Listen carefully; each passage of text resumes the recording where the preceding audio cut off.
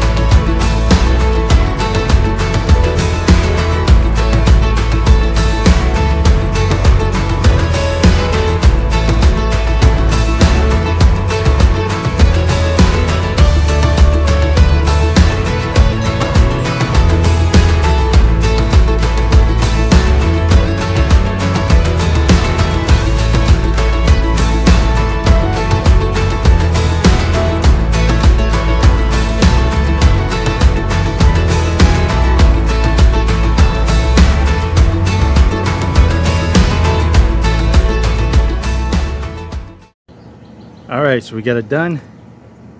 That was like a furnace. Just hot air just blowing down on me. So hot. But thank God it's done. Had Pappy to help me. So next week, just start working on bringing that siding up. Ding, ding, ding, ding. And then there's a spot. There's a little roof. Let's see if I can show you. There's a little space right up there where the kitchen roof is at. It sits right next to the deck. That needs to be redone and a vent put in that, because otherwise the hot air just stays in there also. So it's crazy how many years I don't know why they didn't put a vent up there, but it's there now and it's going to be cooler. Thank God it's done. I need the pool. All right, bye.